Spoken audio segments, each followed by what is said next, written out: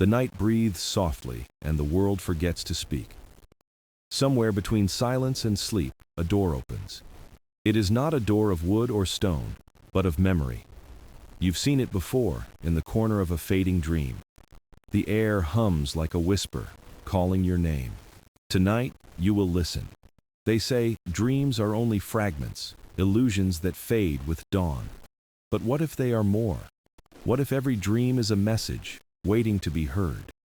Beyond the veil of consciousness, there is a keeper. His name is Morpheus. He does not rule, he remembers. Every story, every fear, every forgotten wish, he gathers them all. Some say he is a myth. Others say he is the echo that lives in your breath before sleep. And now, for the first time, his secret is ready to be told. Close your eyes. Breathe. Follow the voice that speaks without words. Because tonight, you are not just a listener, you are a dreamer. And Morpheus is waiting for you. Elias wakes before dawn, heart echoing with the rhythm of a fading dream. The sound of rain on the window feels like memory. He sits in the half-light, unsure if he is awake. The silver door still lingers in his mind, floating in a dark sea. A voice had whispered his name before it vanished into mist. He writes everything down, every word, every breath. For months, the same dream repeats, always ending the same way. The door, the sea, the whisper.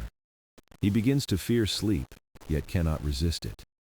Each night, he feels it calling, deeper, softer.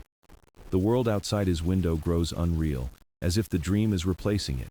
He teaches at the university, lectures about the science of dreams.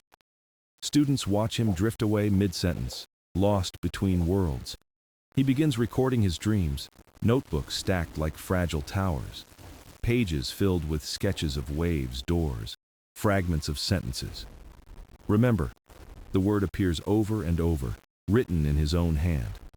One night, he stays awake for 40 hours, staring at the rain. But even without sleep, he hears the voice. It speaks from the silence between raindrops. Come back, it says. You've forgotten something. The sound feels older than time. Elias feels the weight of the words in his bones. He closes his eyes just for a moment. The silver door returns, closer than before. It glows faintly, pulsing with light like a heartbeat. The air around him thickens, bending sound. He reaches out. His hand trembles, but curiosity wins. The surface of the door ripples like water. His reflection stares back, but it's not him. It's someone older, wiser, or perhaps only dreaming. The door hums softly. The voice speaks again, clearer now. Remember who you are. He feels the ground fall away, replaced by a soundless wind. Then nothing. Darkness, infinite and calm. In that silence, Elias realizes something is watching him. Not with eyes, but with understanding. He wants to ask its name, but words dissolve. The voice returns, quiet and kind. You've come far enough. The rest begins within. Then the sea swallows the light. Elias wakes at his desk, breathless, his pen still in hand. Outside, dawn has not yet arrived, but the room is filled with faint light, silver and soft. And in the distance, he hears the sea, calling his name again. The dream returns, but this time, Elias knows he is dreaming. The air feels thick with light. Around him, endless shelves rise from the mist.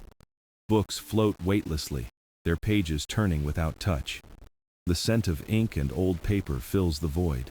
A whisper threads through the silence, calling him forward. He walks slowly, his steps echoing on a floor that does not exist.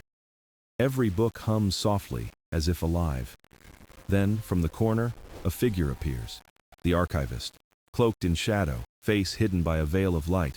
The voice is calm, timeless. You've wandered far, dreamer. Elias stammers, unsure if he can speak here. Where am I? The archivist gestures to the endless shelves. The library of shadows. Every dream ever dreamt is kept here. Elias reaches for a book that glows faintly with his name. The cover feels warm, almost breathing. But the book is locked by a thin band of silver. He tries to open it, but it resists. "It's not time," the archivist says. "Who holds the key?" Elias whispers. "Morpheus," the archivist replies. "He guards the threshold between knowing and forgetting." Elias looks around. The shelves ripple like waves in the windless air. He feels both small and infinite. "Why do I keep coming here?" he asks. "Because your soul remembers what your mind has forgotten," the archivist says. "Dreams are echoes of truth." Elias closes his eyes, feeling the pulse of the library around him. It hums like a living heart, ancient and patient. He senses stories breathing in the dark, waiting to be remembered. The archivist turns away, fading into the mist. "Find Morpheus," the voice says.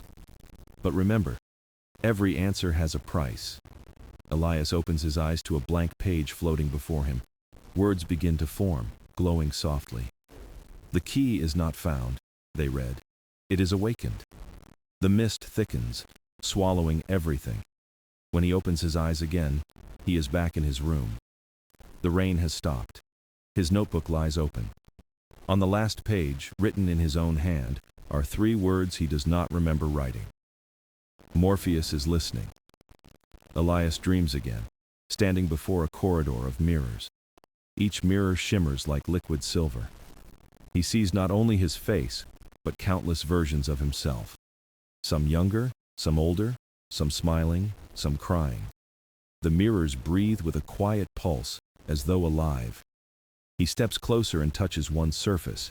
It ripples, showing him a moment from years ago. A choice he once made. A word he never said.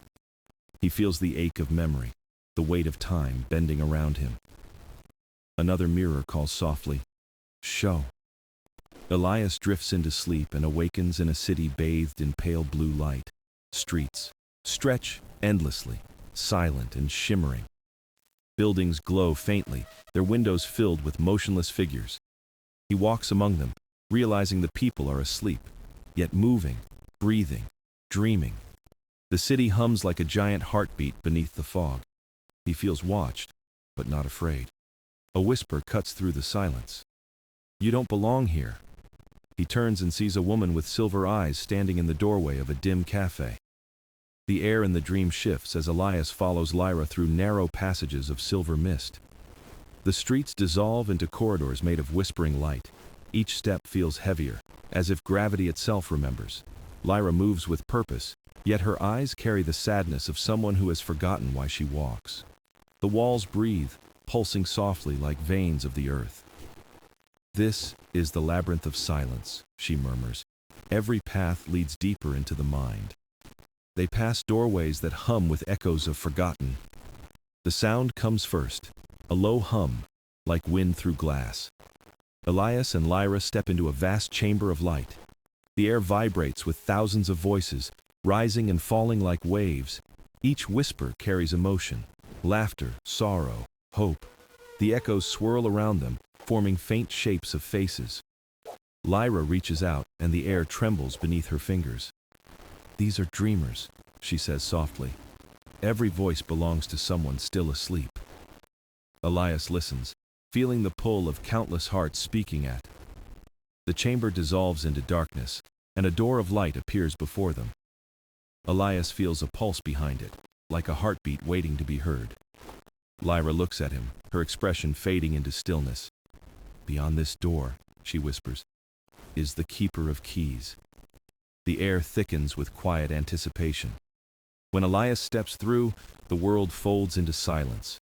A figure stands in the center, shifting, fluid, neither man nor woman. Its form changes with each breath, reflecting Elias's face, Lyra's face, Elias opens his eyes to daylight. The dream fades like mist retreating from the sun. His study is quiet, papers scattered across the desk. The silver door is gone, yet the echo of its hum lingers in his chest. He feels as if something inside him has been rearranged. The world outside the window looks softer, as though wrapped in invisible light. He walks through the city and hears faint whispers, floating between passing strangers. Words half-formed, feelings unspoken, a mother's lullaby, a lover's sigh. Weeks pass, but the dreams do not end. They evolve, becoming clearer, more deliberate. Elias begins to write them down, mapping symbols, patterns, voices. His study transforms into a sanctuary of dreams, pages filled with spirals, constellations, and fragments of words that seem to breathe. He realizes the dreams connect people beyond time and distance. Every echo, every whisper belongs to someone reaching for meaning. The discovery fills him with calm, wonder. He starts speaking publicly, not as a sigh. The night feels different. The air carries a stillness that hums with quiet purpose. Elias dreams once more, finding himself before the silver door. It glows softly, not with mystery, but with peace. He no longer feels the urge to open it. He sits before it, breathing slowly, feeling the rhythm of the world pulse through him. The sea around him is calm, reflecting stars that seem closer than ever.